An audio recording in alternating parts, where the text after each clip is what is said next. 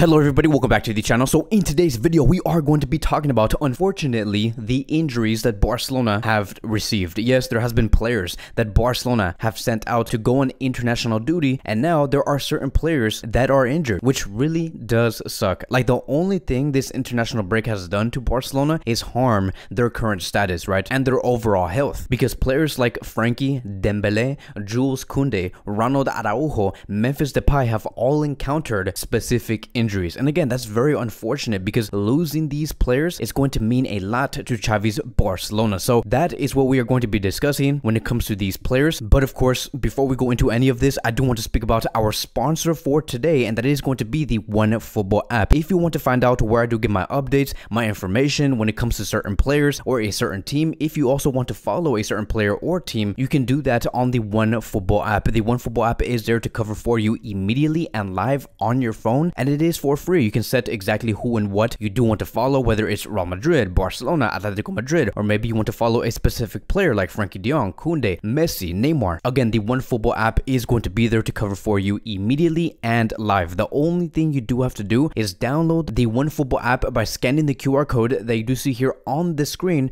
and there's also going to be a link down below that will be provided. It's clickable. It'll take you straight to the App Store. You can download the OneFootball app, set exactly again who you do want to follow, and then you'll be set and done from there. But now let's go back into this video and let's talk about Frenkie first. Now, the first thing that I do want to talk about very quick is going to be his situation with Joan Laporta and his salary, because it does say here, according to sources, that Barcelona will begin discussions over a salary adjustment with Frenkie at the end of the year. There was a pact between Joan Laporta and Frenkie that if the player stayed, a salary adjustment would be talked about. In addition, there is going to be no legal action that will be taking place over Frenkie's contract with FC Barcelona. Barcelona is clear about not entering into any legalities. And so this is a sign, my friends, that Barcelona do want to have a future with this player. They want to keep this player. Xavi does fully trust Frenkie, which is why they want to be willing to negotiate a salary adjustment. Unfortunately, it has not been done through this summer, and the fact that Barcelona are not going to be taking any legal action against Frenkie, that is the correct move, because the last thing we want to see is Barcelona and Frenkie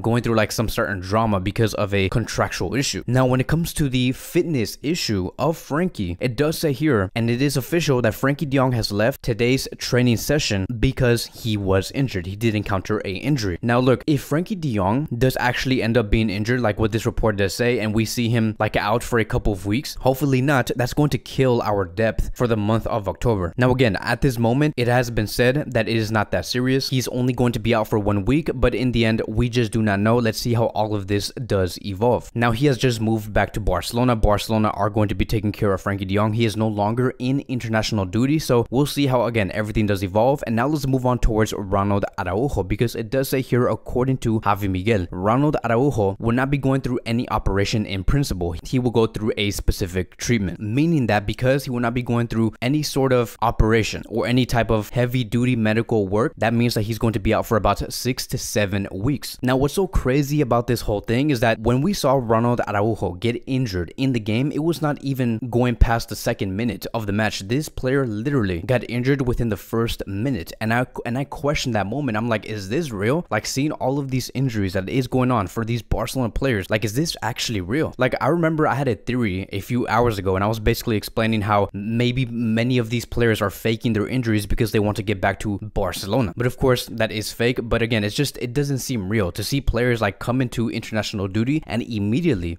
and literally get injured right after. Now, here's the one thing that gets me very nervous, right? The fact that Ronald Araujo has said that he does not want to go through any surgery because he believes that that is going to basically deny him the access to go to the World Cup, and he does want to be in the World Cup. The fact that he is not saying yes to that surgery, which is recommended by the doctors, that is what gets me very nervous. Because again, if he's saying this and he's making this decision only because he wants to play at the World Cup, this is really reminding me of what happened to Samuel Umtiti 4 years ago when he said, I'm not going through surgery, I'm just going to be ignoring my current injury, let's just do some sort of treatment because I want to play in the World Cup. And because of that decision, Umtiti did encounter an injury during that World Cup. It was getting more serious as days went by, and then now Umtiti is where he's at today. And so that is why it does get me very nervous when it comes to Ronald Araujo making the exact same decision. So this is a very difficult decision. We have to take into account, right, that if Araujo is saying, okay, I'm not going to be saying yes to this surgery, I just want to go through like some sort of treatment, treatment, we also have to take into account that if he does go through this route, it's going to be taking some time for him to get through rhythm. Like, of course, every player is going to be different, but you look at Ansu Fati, he did deny surgery because he wanted to get back earlier and immediately to play football. And now look at how his rhythm is currently going with FC Barcelona. It is taking some time. And the same thing could happen to Ronald Araujo. So it's unfortunate in the end because of this route that he is going to be taking, which is the earliest route. He will be out for 6 weeks, meaning that he's going to be missing the whole month of October, which is going to be Barcelona's important month. Now, he does have history on returning early. Like, yes, this guy does encounter a lot of injuries, and he has encountered injuries like a lot recently, but he does return early, and we're going to have to see how all of this again does evolve. But he was greatly needed for the game against Bayern Munich, against Real Madrid, and I know that many are going to be saying, but we have Jules Kounde. Kounde can fill in the spot of Araujo in case we need like that extra defensive reinforcement, put Kounde on the right back position, and that's what's going to lead us towards the next player, because now let's talk about Kounde. And it does say here, when it does come to Kounde, it is still possible for him to recover in less than a month and can return sooner than expected. His injury isn't as serious compared to Ronald Araujo. He hopes to be back for the game against Real Madrid. And then we have other reports stating that tests have confirmed that Kounde has suffered a rupture, due to which his time off would be around 4 to 5 weeks at the very best. He can return by October 26th. More tests to be done on the following Monday. So we can see that Kounde is aiming to get into that match against Real Madrid, but there has been many reports stating that Kounde is going to be back for basically the last game of the month, which is going to be against Valencia. And so again, who knows how this is going to be evolving? A lot of this is just very like in the gray area. We do not know what exactly is going to happen. It's really going to be depending on how these players do respond to this injury within the next couple of days. But let's just say that's true. Let's say that Kounde does come back on October 26th. He's only going to be playing against Valencia for October and missing the games against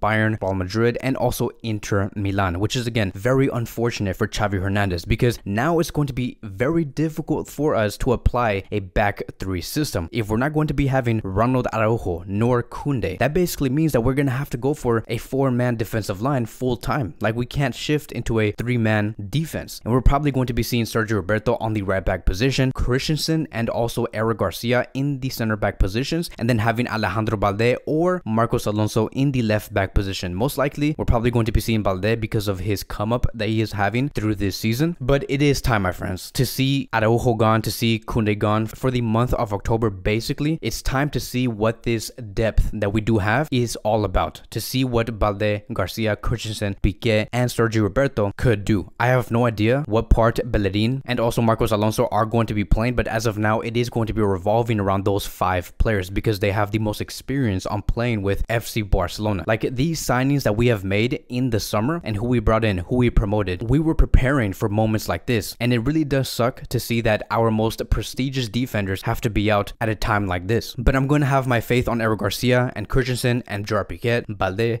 Sergio Roberto, Bellerin, and Marcos Alonso to deliver for what Xavi Hernandez does want to do. So now moving on towards the next player, now let's talk about Dembele, because it says here that Dembele did not take part in today's training session with the French national team. He felt some sort of discomfort in his calf and just did a bit of cycling. So there has been reports about Dembele being in doubt for the game with France, which will take place in a couple of days, and I hope that Dembele does get sent back to Barcelona or not play at all if he does not get sent back. Like, I just do not want to risk it. Who knows what's going to happen if we force Dembele to play another match. And the thing is that Dembele has been doing very well for France. Like, if you want to build your best starting 11 for France, Dembele has to be in that starting 11. This player here is officially delivering for both the national team and also for the club, and that is a great sign. That's a sign that this is a very devoted player, someone who wants to succeed in this game. So who knows how Deschamps is going to be handling Dembele's situation with France. I hope that he does not force him in, because again, this is our most goal generating player, which is Dembele. Barcelona really do need him, and hopefully nothing bad does happen. But now let's move on towards the last player, and that is going to be Memphis Depay. And it does say here, according to Javi Miguel, that Memphis will be out for around a month and he will miss the games against Inter Milan and also Real Madrid. Now, this is not the most important player to like lose because our wings are stacked, but we never know what's gonna happen. We still need Memphis Depay in the bench and fully fit, because what if Dembele does get out for about 2 or 3 weeks? What if Ansu Fati does not find that rhythm that we do need? We're gonna need Memphis Depay on the left wing and having Rafinha on the right wing. So I do blame FIFA for a schedule like this. Like, the way that they have set up this whole thing for these players to play almost every 3 days is just too much. And I also do blame the national teams for not taking taking care of these players. I do not think that Barcelona have a part on what these players are going through, because these players have not encountered a single injury while they were playing for FC Barcelona until they got to their national teams. So let's just hope for the best. Let's hope that Memphis, Dembele, Kunde, Frenkie de Jong, Ronald Araujo, and all of these players do come back fully fit and as soon as possible, because we are going to need it. So that is going to be wrapping up today's Barcelona daily news. Thank you guys so much for watching. If you guys are new here, welcome to the channel. Please like, subscribe, comment, and I will see you guys in the next video.